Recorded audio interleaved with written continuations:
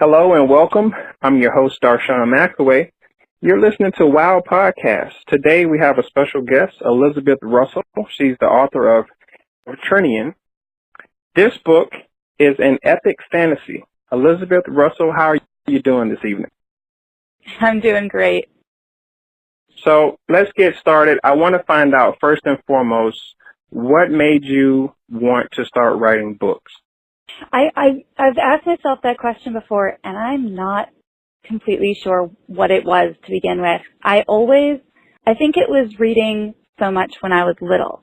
My mom was very strict about how much TV we watched. You know, if we were bored, we had to read a book, and I just devoured everything on the shelves. And so I think just reading Jane Austen, reading Louisa May Alcott, like all my hero authors, I loved the stories that they told, and I had stories in my own head, and it just always seemed like a really fun thing to grow up and be an author. So almost as early as I can remember, I was telling stories. Before I could even write, I would make my mom sit down and at the computer, and I would tell her my stories and make her write them out. We still have a couple, and they are truly awful, but I can pinpoint, like, I was like 6 as soon as I can remember telling stories. Gotcha. So, on this podcast, I like to, hear from other authors, writers, or illustrators about their struggle. What type of struggles did you have before, publishing your book? Yeah. So I'm sometimes bedridden, actually. I have a hard time holding a job because I have migraines constantly. It's called chronic fatigue, also known as myalgic encephalitis. So it can hurt to hold a pen sometimes, to type on the computer. So I think my biggest struggle has actually just been, like, not being able to support myself, to, like, really kind of grab the life that I wanted. I had to work around the fact that, like, I still live at home, and I have a lot of young siblings, so that causes a lot of distraction. But I think just, making sure that I write no matter what, that, like, I often remind myself of Virginia Woolf, like, she had all these mental disabilities, and that didn't keep her from pursuing her writing. And so even if I can't, like, keep a schedule, or I don't have, like, the ideal life that I would want, the ideal circumstances, that I keep writing anyway. And so I think that's probably my biggest difficulty with writing, with publishing, with getting anything done, really. Right. So let's get into your book. Tell me more about your book. I've been working on this book for 12 years. It's the first novel that I actually decided to sit down and write. I was 13. My mom had this funny rule where she said that we couldn't watch the Lord of the Rings movies, which had just come out at the time, unless we read the books first or we turned 13. I guess we really wanted to watch them, and we were, like, young. So we had to read the book, and I did, and I loved it, but I thought that it was kind of stupid because it didn't have any, like, it didn't have any girl characters. And I was like, that's cheating me on a story here. So I decided to write my own Lord of the Rings, basically, like my own epic fantasy that would just be full of girl characters, which is, a terrible reason to start writing a book, I think, when I look back on it. But at the time, that was what I decided to do. And over the years, though, the germ is still there, the germ that started when I was 13, but it has changed so much and just I'm, like, still in awe of what it's become. So it's about, the main character is Trinan.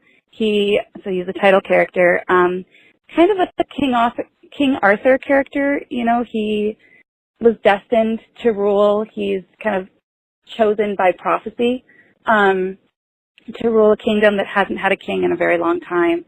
And so he has to bring peace to this world that is very separated. It doesn't have cohesion to it. But then there's also this broader plot going on with the gods of the world who, they're reaching a sort of deadline where, like, they were allowed to do whatever they wanted for a long time, and now there's this guy coming back who is kind of their master, and he wants to they have to answer to this master, and there's one god who is not happy about that.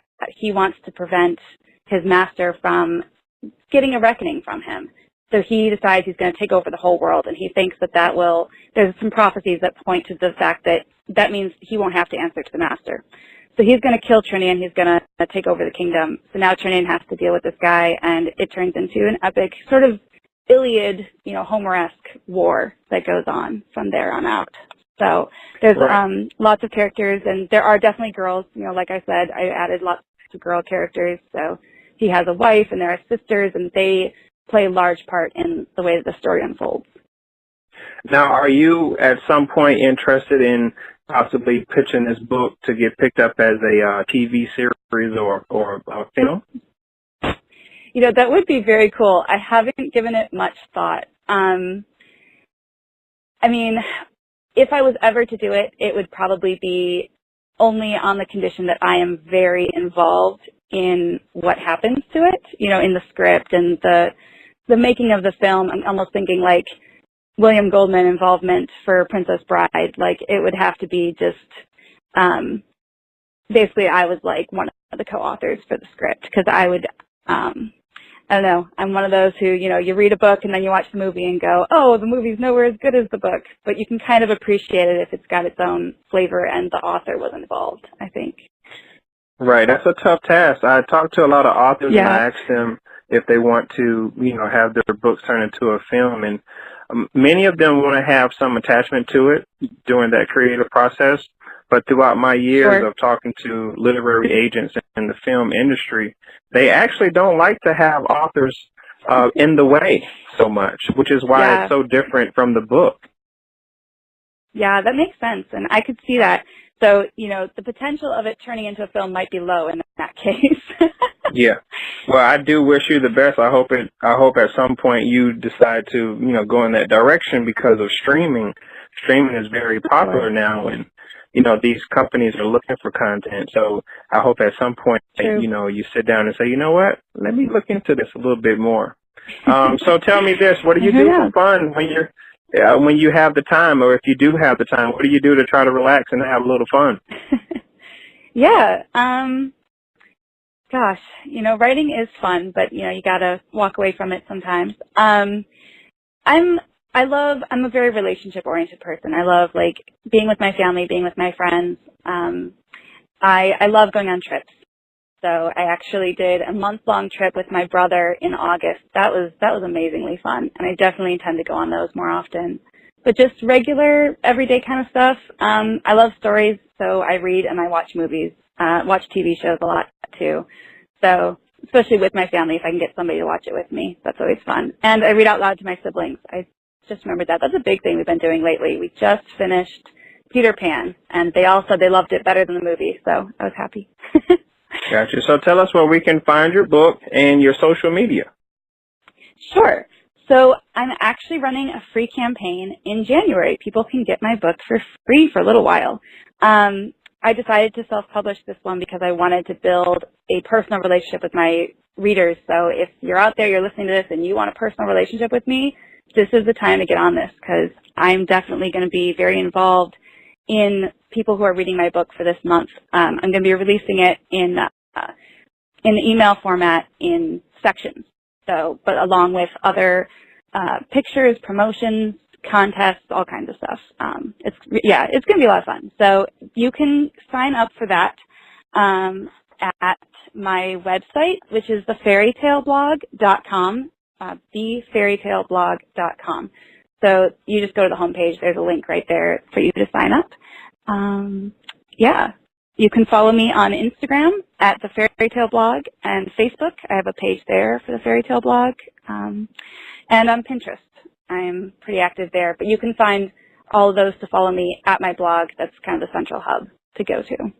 You're tuned in to WOW Podcast. We're speaking to author Elizabeth Russell. She's the author of Trinan An Epic Fantasy. Elizabeth, it was a pleasure talking to you. I wish you so much success with your new book, Trinan An Epic Fantasy.